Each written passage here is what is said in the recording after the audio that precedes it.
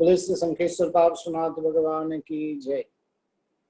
बोले श्री धर्मनाथ भगवान की जय। बोले श्री विमलनाथ भगवान की जय। बोले श्री महावीर स्वामी भगवान की जय। बोले श्री अनंत वृंदावन श्री गौतम स्वामी महाराज की जय। ज्ञान सार ग्रंथ के ऊपर हमारी विवेचना चल रही है। एक एक अष्टक के माध्यम से महापुरुष ज्ञान की बातें अनेक उदाहरणों के साथ में हमें समझा रहे हैं। आज जो अष्टक के ऊपर पूज्य गुरुदेव महोपाध्याय श्री यशो विजय जी महाराजा जो बात करने जा रहे हैं वो बात बहुत ही महत्वपूर्ण बात रही हुई है। आज का जो अष्टक रहा हुआ है वो है इंद्रिय जय। इंद्रियों के ऊपर किस प्रकार से विजय प्राप्त किया जाए और उसकी बात महोपाध्याय जी महाराजा इस अष्टक के अंदर बताने जा रहे हैं। हालांकि इंद्रियों के ऊपर विजय प्राप्त करने के लिए बहुत ही सुंदर इंद्रिय पराजय शतक नाम का ग्रंथ रहा हुआ है, जिसके अंदर 100 श्लोक के माध्यम से इंद्रियों के ऊपर जय किस प्रकार से प्राप्त किया जाता है और उसके संबंध में बहुत महत्वपूर्ण बातें उस ग्रंथ में करने आई है। यहाँ पर तो महापुरुष सिर्फ 8 श्लोकों के माध्यम से मुख्य बात करके हमें कैसे इंद्रिय के ऊपर विजय प्राप्त करना है उसकी बात महोपाध्याय महाराजा कर रहे हैं। अपनी 5 इंद्रियां रही हुई है, स्पर्शनेन्द्रिय, रसनेन्द्रिय, घ्राणेन्द्रिय, चक्षुरेन्द्रिय और श्रोत्रेन्द्रिय। सिंपल से देखने जाए तो 1, 2, 3, 4 और 5 ये 5 इंद्रियां हैं और 5 इंद्रियों के 23 विषय रहे हुए हैं। जीव के संसार परिभ्रमण में यदि कारणभूत कोई बना हो तो ये इंद्रियां भी बनी है। अनादि काल से जीव ने इंद्रियों की गुलामी स्वीकारी हुई है और इंद्रियों की गुलामी स्वीकारने के कारण उसके संसार का परिभ्रमण उसने बढ़ाया है।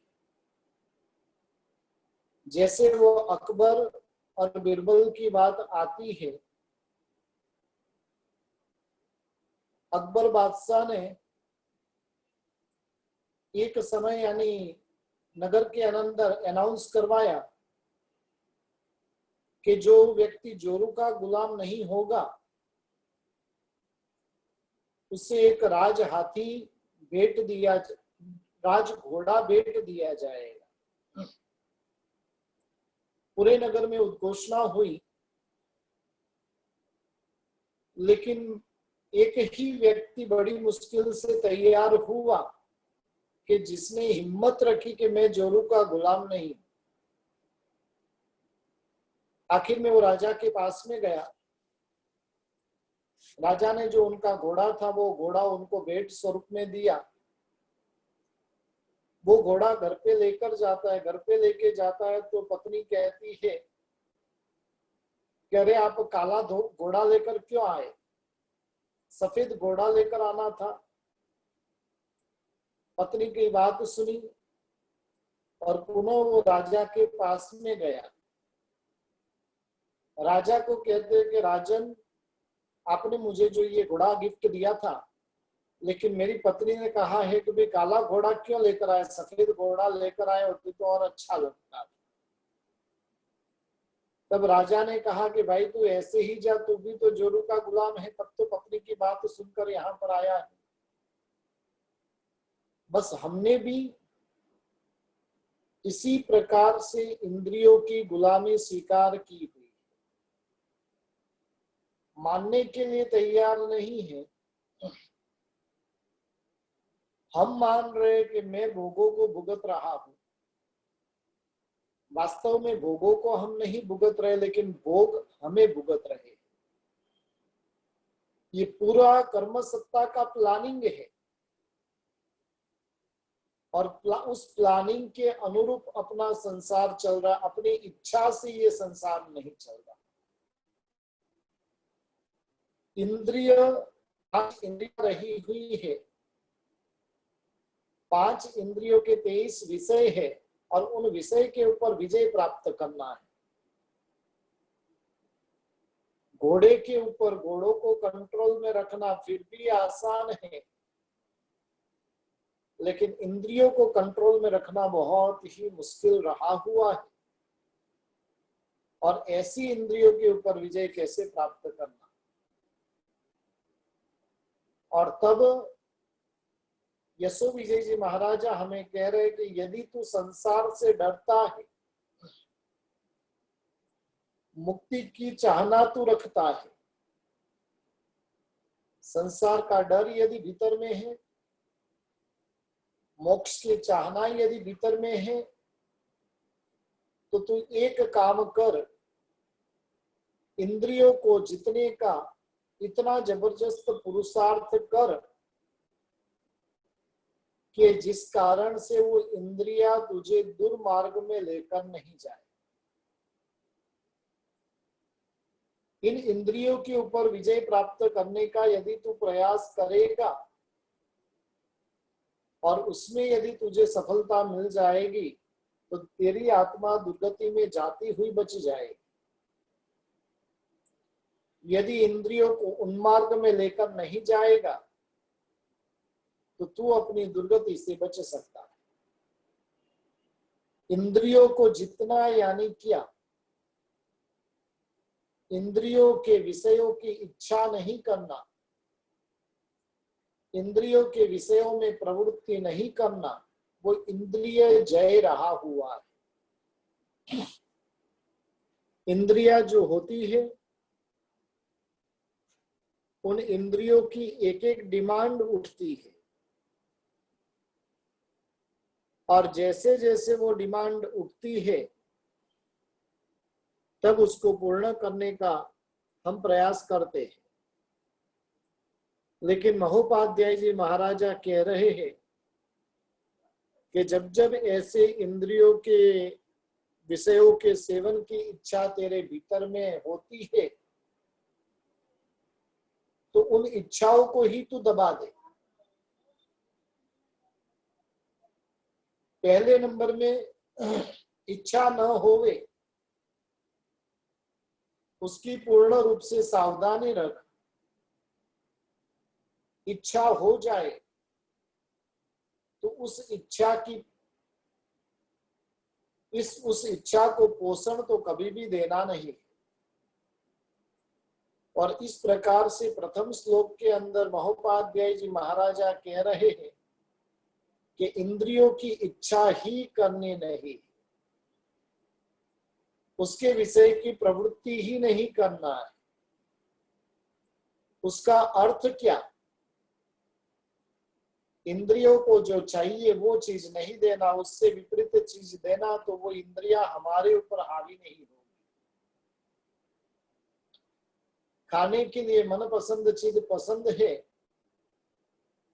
लेकिन उसको मनपसंद चीजें नहीं देना, तो जाकर हम इंद्रियों के ऊपर विजय प्राप्त कर सकेंगे।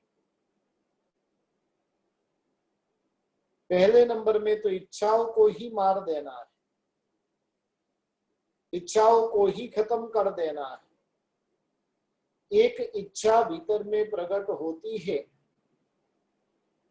वो इच्छा अनेक इच्छाओं को जन्म देने वाली बनती है। एक बार यदि उसको प्रवेश दे दिया, कहा जाता है ना कि भाई हाथ पकड़ा तो पूरा का पूरा पकड़ लेगा, अंगुली दिया तो हाथ पकड़ेगा तो पूरे के पूरे शरीर को पकड़ लेगा। और इसलिए इस इंद्रियों की जो जो इच्छाएं होती है, उस इच्छाओं को कभी पोषण देना ही नहीं। जिस प्रकार से छोटा सा जो पौधा होता है और उसका रोपण किया जाता है, उसका रोपण करने के बाद में उसको पानी का सिंचन होता है, और जैसे जैसे उसको पानी का सिंचन होता जाता है, वैसे वैसे वो पौधा विराट पेड़ का स्वरूप धारण करता जाता है। हमारी इंद्रियों का भी कुछ इसी प्रकार से रहा हुआ है। जैसे वो पौधे को रोपने के बाद में उसको पानी दिया जाए तो पौधा विराट बनता जाता है, उसी प्रकार से हमारी इंद्रियों की जो इच्छाएं हैं, और उन इच्छाओं को जैसे जैसे पूर्ण करते जाएंगे, वैसे वैसे वो इच्छाएं विराट होती जाएगी। एक बार इच्छा की पूर्ति हुई, उसके बाद में उस इच्छा का कभी अंत आता नहीं। यहाँ पर बैठने वाले सभी, जब मोबाइल शुरुआत में आया तब सबके हाथ में नोकिया का वो छोटा सा मोबाइल आता था, और वही मोबाइल सबके हाथ में था। अब फिर इच्छा थोड़ी बड़ी, वो इच्छा और विशेष विशेष विशेष होती गई। अब हालत ऐसी हो गई कि स्मार्टफोन के अलावा कोई फोन हमारे हाथ में चलता नहीं। छोटा सा मोबाइल यदि हाथ में रहे तो हमें संकोच होता है। ये इच्छाओं को जैसे जैसे पोषण करते गए,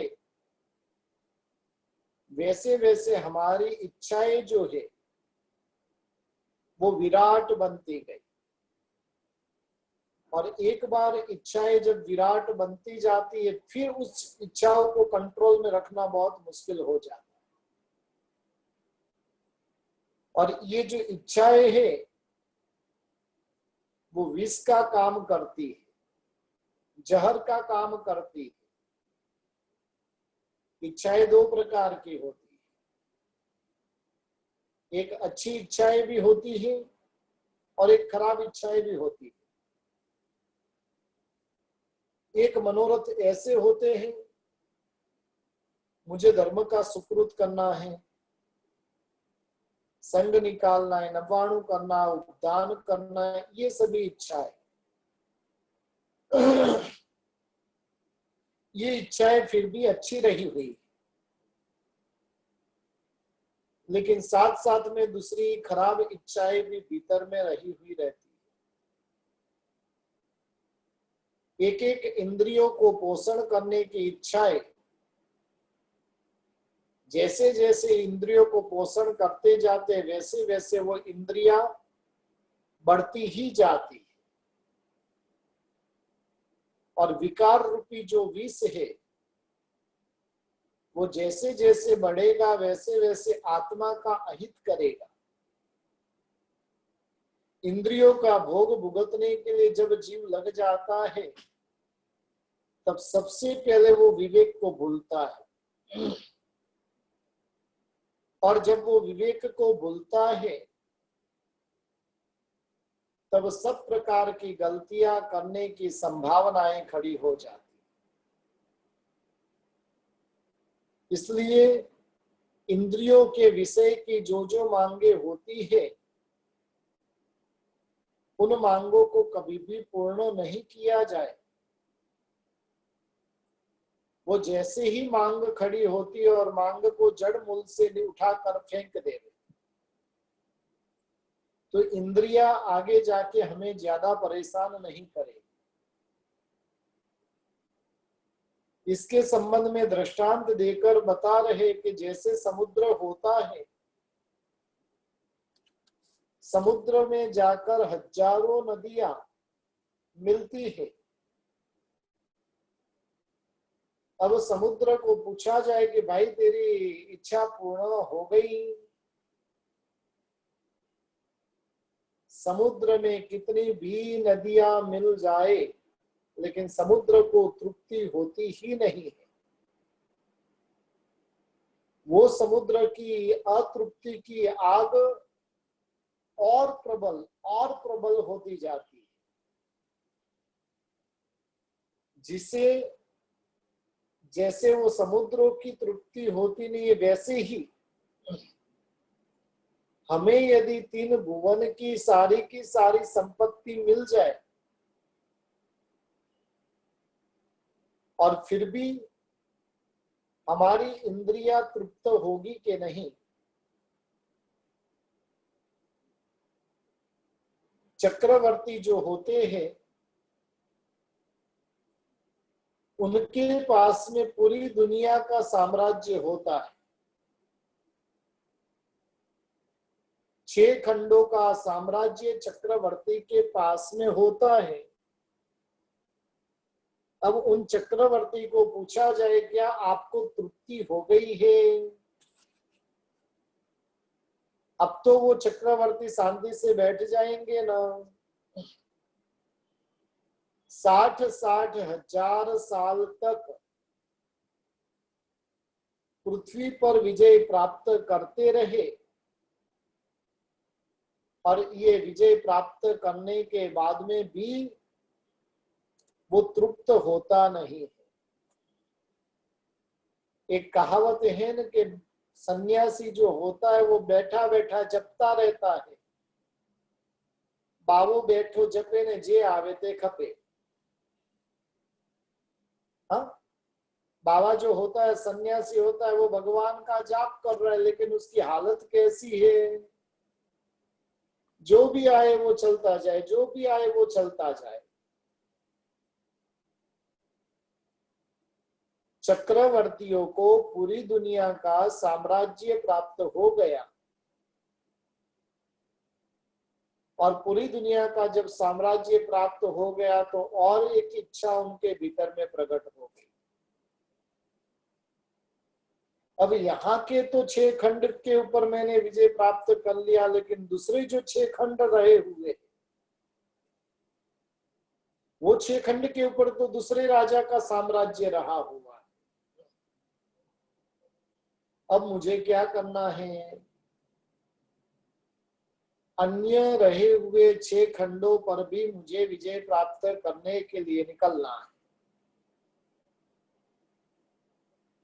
समुद्र नदियों से तृप्त होता नहीं है।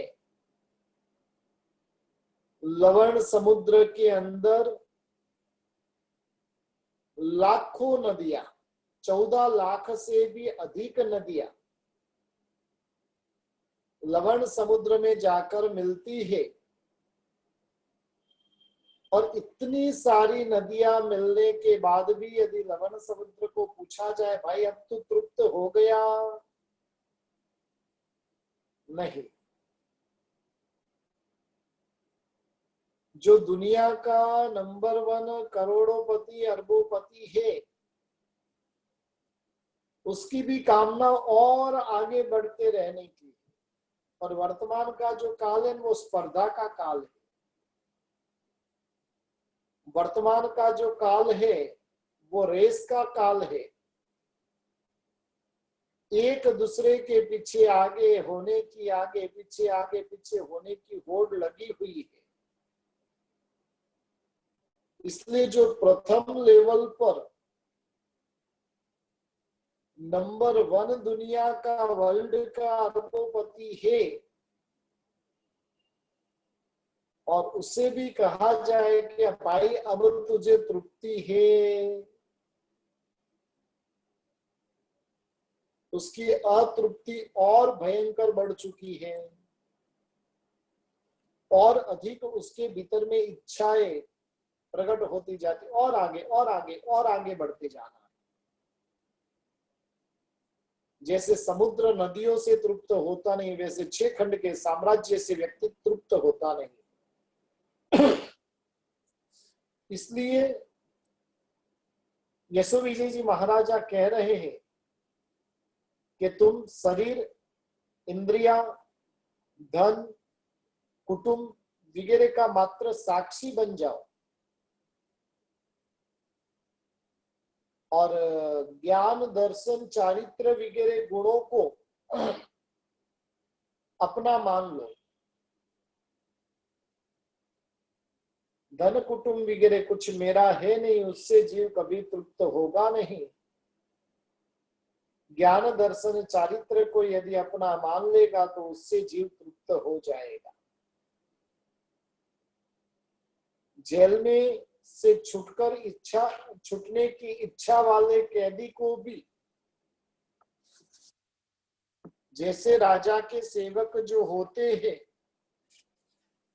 और वो बंधन के अंदर रखते हैं, कैदी को तो सतत छूटने की इच्छा है, लेकिन उसके बावजूद भी उसे बंधन के अंदर रखा जाता है। उसी प्रकार से जीव को इस संसार से छूटने की इच्छा है,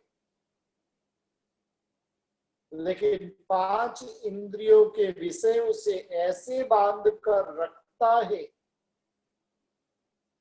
कि वो संसार से छूट ही नहीं पाता है। घर में रहा हुआ पालतू कुत्ता, उस कुत्ते को आनंद की प्राप्ति किसमें होती है? अपने आप मुक्त फिरने में उसे आनंद की प्राप्ति होती है। लेकिन घर का जो उसका जो मालिक होता है उसे बंधन में रखता है, उसको खुला छोड़ता नहीं है। उसी प्रकार से विषय कसाय रूपी बंधन भी हमें छोड़ते नहीं। राजा जो रहा हुआ है वो मोह राजा है, इंद्रिया उसकी सेवक रही हुई है, कैद हुई हुई हमारी आत्मा है और जिसको विषय कसाय रूपी बंधन लगे हुए। आत्म जंखे छुटकारो, हमारी जो आत्मा है वो छुटकारा चाहती है, लेकिन इंद्रिया है वो कह रही नहीं भाई इधर ही रहो, हमको सुख तब तक ही है जब तक तुम यहां पर हो। इसलिए संसार की हालत ऐसी है, हमारे जो सगे संबंधी भी है ना, वो भी हमारा मोक्ष होता हो तो मंजूर नहीं है, वो भी मोक्ष में बाधकता खड़ी करेंगे। जैसे इंद्रियों के विषय जो है उन्होंने हमें बांध कर रखा है, वैसे ही संसार के अंदर सगे संबंधियों के संबंधों ने हमें बांध कर रखा है। वो बात आती है रामचंद्र जी की। रामचंद्र जी बहुत ही उत्तम साधना के अंदर लग गए, ध्यान के अंदर ऐसे एकाग्र बन चुके हैं कि बस वो ध्यान अब अल्प समय में मोक्ष का कारण बने वैसा है। उतने में सीता का उपयोग, जो 12वें देवलोक के अंदर इंद्र बनी हुई थी, और उनका उपयोग वो रखती है कि भाई मेरे पति क्या कर रहे हैं। और जब उनको पता चलता है कि वो तो ऐसे ध्यान साधना में मस्त बन चुके हैं अब ऐसी ध्यान साधना चली तो अल्प समय में मोक्ष में चले जाएंगे। रामचंद्र जी से इतना प्यार था, लेकिन फिर भी रामचंद्र जी का मोक्ष वो सीता को पसंद नहीं था, और इसलिए देवलोक से 12वें देवलोक के सुखों को भुगतते भुगतते सीतेंद्र इस भरत क्षेत्र में आया और रामचंद्र जी को विचलित करने के अनेक प्रयास किए। वो यदि कुछ नियाणा कर लेवे, कुछ ध्यान भटक जाए, तो उनका जन्म 12वें देवलोक के अंदर हो जाए तो हम दोनों मजे से सुख भुगते। ऐसी प्राण प्रिया पत्नी को भी मोक्ष पसंद नहीं है तो हमारी हालत तो कैसी होगी।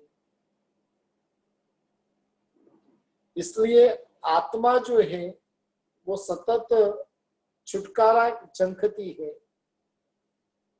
लेकिन इंद्रिया वगैरह क्या है, उन्होंने ऐसे बंधन में बांध कर रख दिया है कि उनको छूटने ही नहीं देती। बड़ी मुश्किल से कभी कभार वैराग्य जग जाता है, और उस वैराग्य के अंदर भी ये इंद्रिया आकर हमें परेशान करने लगती। जैसे विषय सुखों के अंदर मोह पाया हुआ व्यक्ति, जिसको विषय के सुखों में मोह उत्पन्न हो गया है, और वैसा जीव पर्वत की मिट्टी को भी धन के स्वरूप में देखकर उसको प्राप्त करने के लिए परदेश में भागता है, और हमेशा के लिए अपने पास में रहा हुआ जो ज्ञान धन है उसे दिखता नहीं। जगत के प्रत्येक जीव लगभग लगभग इस अवस्था से गुजर रहे, जिनको पर्वत की मिट्टी में भी किसके दर्शन होते हैं? धन के दर्शन होते हैं। जैसे वो पति पत्नी की बात आती है ना, पति और पत्नी दोनों पैदल जा रहे थे, पत्नी आगे चल रही थी, पति पीछे चल रहा था। संसार का नियम है, पति पीछे चल रहा था, पत्नी आगे चल रही थी, जंगल को पसार कर रहे थे, और वहां पर पत्नी ने रास्ते में पड़ा हुआ सोना देखा तो फटाक कर कर आगे पति चल रहा था, और पति ने वो सोना पड़ा हुआ देखा, उसने मिट्टी उठाकर उस सोने के ऊपर डाल दी। उतने में पत्नी भी उनके पास में पहुंची और उनको पूछा कि आप क्यों नीचे बैठे थे? तो कि वहां पर सोना पड़ा हुआ था और सोना देखकर तेरी नीयत खराब नहीं हो, उसके लिए मैंने क्या किया, उसके ऊपर मिट्टी डाल दी। तब पत्नी ने बहुत सुंदर बात कही कि पराया धन आपको सोने के स्वरूप में लगा कैसे? शास्त्रों में तो बताया कि पराया धन वो मिट्टी है, और मिट्टी आपको सोना लगे कैसे? इसलिए पति की भावना अच्छी थी, लेकिन पति से भी उत्तम भावना किसकी थी? पत्नी की रही हुई थी। हमें तो पराया माल हड़पने में ही रुचि लगी हुई। पिताजी का भी माल अपना नहीं है, लेकिन उसके लिए भी कितने संघर्ष करते हैं, भाई को कोर्ट तक खींच कर लेकर चले जाएंगे। इस प्रकार से विषय सुख में जो मोहित जीव हो जाता है, उसे सब जगह पर धन ही दिखाई देता है। और वर्तमान के काल में तो देखने जाए तो धन के अलावा कुछ दिखता ही नहीं। पूर्व के काल में कहा जाता था, जब लड़की देखने के लिए परिवार वाले जाते थे तो वो क्या पूछते थे?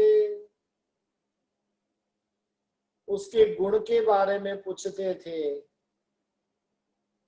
उसके स्वभाव के बारे में पूछते थे, उसके ज्ञान के बारे में पूछते थे, उससे आगे बढ़कर उसके रूप के बारे में पूछते थे। वर्तमान के अंदर ये सब 2 नंबर का हो गया। फर्स्ट नंबर में क्या देखते हो भाई? उसके पास में पैसा कितना है, और जो संबंध भी जो होते हैं वो संबंध पैसे को लेकर होते हैं, गुणों को लेकर होते नहीं। और जो पैसों को देखकर जो संबंध करता है उससे पूरी जिंदगी तक पछताने की बारी आती है। इसलिए एक बात आप ध्यान से सुनिए, बहू घर में लानी है, पैसे वाले घर की बहू कभी भी नहीं लाना। दुखी होना है, आपको यदि काम वाली बनना है तो पैसे वाली बहू लाओ। आपको सुखी होना है, मध्यम वर्ग की बहू घर पे लेकर आओ। पैसे वाली यदि बहू रहेगी तो वो हुकुम चलाएगी आप पे, और मध्यम वर्ग की बहू रहेगी तो आपकी सेवा चाकरी सब कुछ घर का काम करेगी। लेकिन हमें सर्वोपरि क्या दिखाई देता है? धन दिखाई देता है। जितने भी रिश्ते नाते जो कुछ भी करना है वो धन के ऊपर टिका हुआ है। रूप है, गुण है, संस्कारी है, सब कुछ है, लेकिन सब कुछ होने के बावजूद यदि पैसा नहीं है तो संबंध कैंसल। वो किसी ने कहा है ना, लड़के की हाइट है, लड़की वाइट है। किसी कवि ने कहा है, लड़के की हाइट है, लड़की वाइट है, दोनों की जोड़ी जम गई तो पूरी जिंदगी फाइट ही फाइट है। फिर झगड़े के अलावा उस घर में कुछ नहीं रहेगा। इसलिए कभी भी पूछना है तो गुणों को पूछना, स्वभाव को पूछना, उसके अंदर कोई गलत आदत तो नहीं है वो पूछना, धार्मिक ज्ञान पूछना, ले जाएंगे फिर बाकी सबकी बातें। पैसा रहा तो काला रूप भी गोरा हो जाता है, पैसा रहा तो बदनाम व्यक्ति भी ईमानदार हो जाता है। और ये सब सर्वे गुणाः कांचनम आश्रयन्ते, जितने भी गुण रहे हुए हैं वो संपत्ति को आश्रित कर कर रहे हुए। जीव की विषय वासना की भूख इतनी भयंकर बनी है कि उसने उसको मार्ग से ही भ्रष्ट कर दिया है। जैसे हिरण का वो मृग जल की बात बताई थी ना, हिरण रण प्रदेश में भागता जाता है, लेकिन उसे जल की प्राप्ति होती ही नहीं है, और वैसे इंद्रियों के सुख रहे हुए।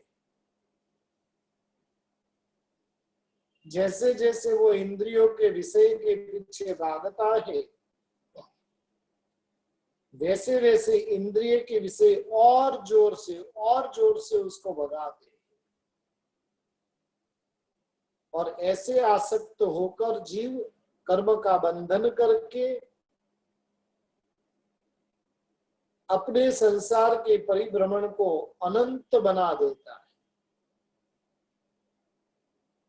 यदि विषयों की आसक्ति से हमें बचना है, यदि इंद्रियों की पराजयता से बचना है, तो आत्मा के गुणों में रमणता करनी सीखनी होगी। शास्त्रों में बात आती है, एक एक इंद्रिय की पराधीनता जीव की जब दुर्गति कर सकती है, तो पांचों इंद्रियों की पराधीनता तो जीव की कितनी भयंकर दशा करेगी। स्पर्शनेन्द्रिय की आसक्ति के कारण हाथी की दशा कितनी भयंकर होती है। हाथी को वश में करने के लिए पूर्व के काल के अंदर सामने हाथी नहीं रहती थी, बीच में बहुत बड़ा खड्डा किया जाता, उस खड्डे के ऊपर घास ढककर रख देते थे,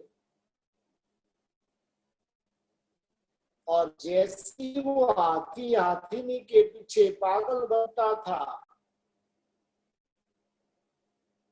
उसके सामने काम भोग का सेवन करने जाता था और सीधा जाकर वो खड्डे में जाकर गिरता था। यानी एक स्पर्शेंद्रिय की आसक्ति हाथी की दुर्गति, स्पर्शेंद्रिय की आसक्ति और इतना बलवान ऐसा हाथी जो पराभव को प्राप्त कर लेता है। रसनेन्द्रिय की आसक्ति के कारण वो समुद्र में तैरने वाली मछली की कितनी भयंकर हालत होती है। मच्छीमार जो होता है, मच्छीमार अपनी जाल बिछाता है और वो जाल इस तरीके से बिछा कर रखता है, वहां पर रहे हुए उस अनाज को के उस जो भी खाने की चीज रहे, उसे खाने के लिए मछली जैसे ही वहां पर आती है और मच्छीमार उसे जाल के अंदर फंसा लेता है। रसनेन्द्रिय की गुलामी, घ्राणेन्द्रिय की आसक्ति के कारण भंवरे की कितनी भयंकर दशा होती है। सुगंध में आसक्त बना हुआ भंवरा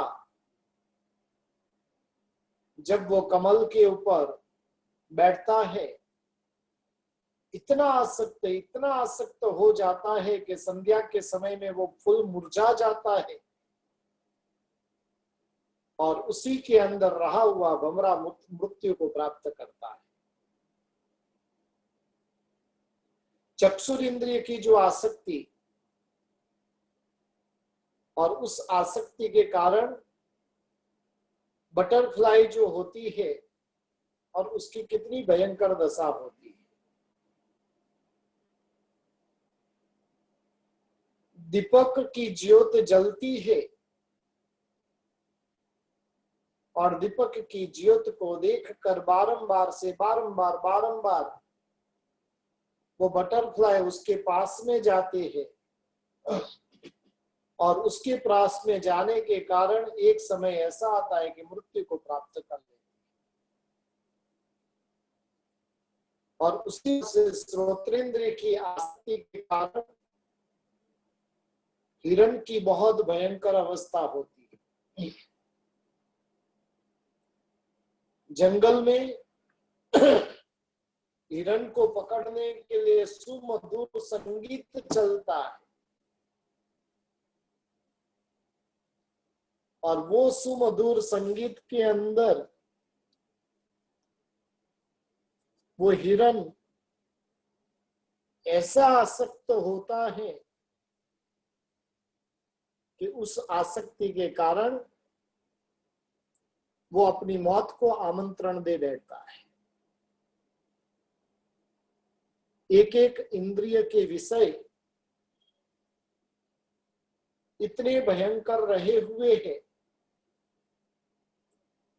और उनकी दशा इतनी भयंकर होती है, जिनको पांचों पांच इंद्रियों का आकर्षण जिनके भीतर में पड़ा होगा, उनकी दशा कैसी होगी। हम जहां पर भी बैठे हैं ना, वहां पर लगभग हम सब इंद्रियों के सुख को भुगतते। स्पर्शनेन्द्रिय का सुख, जहां पर बैठे वो स्पर्शनेन्द्रिय को सुख देने वाला बने, और ऐसी जगह पर इतनी मस्ती से बैठे। रसनेन्द्रिय का सुख, खाना है तो खाना कैसा है, टेस्टी, चटाकेदार, और वो जैसे जैसे चटाकेदार खाते जाते वैसे वैसे उसकी आसक्ति बढ़ती जाती। घ्राणेन्द्रिय की आसक्त कर ही रखते। गाड़ी में बैठे तो उधर भी वो परफ्यूम की बोतल लगी हुई है, बाथरूम में भी परफ्यूम की बोतल लगी हुई है, घर में भी रूम स्प्रे आदि छिड़क कर रखते हैं। ये घ्राणेन्द्रिय की आसक्ति है। चक्षुरेन्द्रिय की आसक्ति, पूरे दिन भर मनोरम दृश्य टीवी के माध्यम से, मोबाइल के माध्यम से, परिवारजनों के माध्यम से चक्षुरेन्द्रिय को हम और उसके विकारों को और मजबूत करते जाते हैं। पाप जीवन में कभी भी घुसता है तो आंखों से घुसता है। पाप का जो प्रवेश होता है वो आंख के माध्यम से होता है, और इसलिए आंखों पर नियंत्रण रखना बहुत ही जरूरी हो जाता। फिर श्रोत्रेंद्रिय की आसक्ति, कुछ भी करें मधुर संगीत बजते रहना चाहिए, अपनी वाहवाही, अपनी प्रशंसा, अपनी आप बढ़ाई, और उसी के अंदर कई लोग होते हैं जो अपने आप को सुखी मानते हैं। मूर्ख व्यक्ति होता है वो आप बढ़ाई करता है, समझदार व्यक्ति होता है वो दूसरों की बढ़ाई करता है। जिसको स्वयं पे भरोसा नहीं है वो आप बढ़ाई करता है, जिसे स्वयं पे विश्वास है वो आप बढ़ाई नहीं करेगा। और ऐसे ऐसे पांच इंद्रियों के जो विषय रहे हुए हैं, और उन विषयों के अंदर ऐसे हम मस्त बने हुए हैं कि जिसके कारण वो इंद्रिया हमें विशेष कर्मों का बंधन करवाती है। अब इंद्रियों के ऊपर जय कैसे प्राप्त करना? स्पर्शनेन्द्रिय के ऊपर जय प्राप्त करना है तो उस स्पर्शनेन्द्रिय को कुछ अच्छा देना ही नहीं। तुझे संथारा करना है फिर ब्लैंकेट के ऊपर करना पड़ेगा। तुझे संथारा करना, इस संथारिये के ऊपर संथारा करना पड़ेगा। तेरी स्पर्शनेन्द्रियों की जो आसक्ति है उस आसक्ति को तोड़ना पड़ेगा। गर्मी है, भले ही गर्मी लगे, हमें क्या करना है? पंखा चालू करना ही नहीं है, एसी भी चालू करना नहीं है, उसको थोड़ी देर तो तपने दो। लेकिन हम क्या करते, स्पर्शनेन्द्रिय को इस प्रकार से निरंतर सुख देते रहते हैं, और सुख देते रहने के कारण वो स्पर्शनेन्द्रिय के विषय और प्रबल होते जाते हैं। वास्तव में साधु संतों का जीवन जो है वो 5 इंद्रियों को पूर्ण रूप से संयमित रखने वाला होता है। स्पर्शेंद्रिय विजेता बनने के लिए साधु संतों ने ऐसा जीवन अपनाया है, बैठना है तो आसन के ऊपर ही बैठना, वो स्पंच नहीं होता है।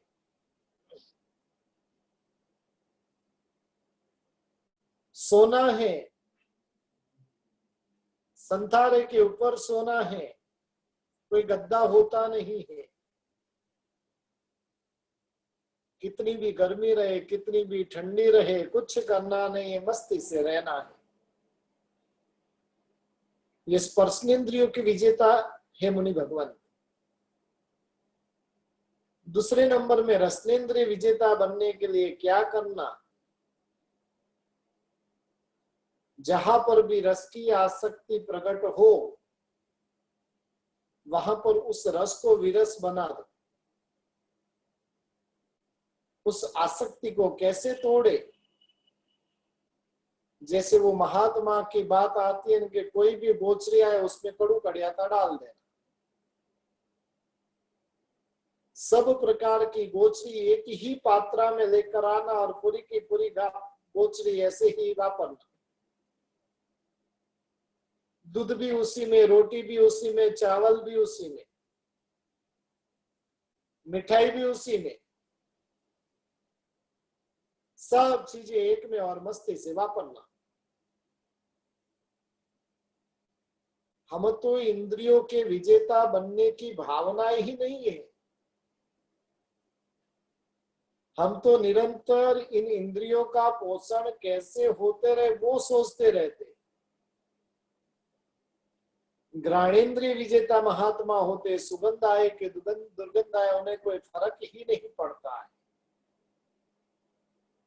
चक्षुरिंद्रिय विजेता महात्मा होते, कहीं पर भी कुछ विकार जैसी बातें दिखाई दी, फटाक करके अपनी आंखों को मूंद लेते हैं, नजर नीची करके वहां से रवाना हो जाते हैं।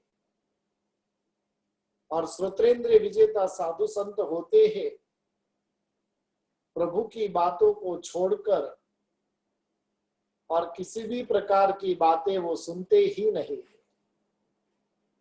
इस प्रकार से हमें भी इंद्रियों के विजेता बनना है, नहींतर ये इंद्रियां आत्मा का जो अमूल्य धन है उस धन को लूट लूट के जा रहे हैं। और आत्मा का अमूल्य धन यदि चला गया तो उस आत्मा का कल्याण कभी भी हो सकता नहीं है। और इसलिए इन इंद्रियों के विजेता बनने के लिए निरंतर हमें प्रयत्न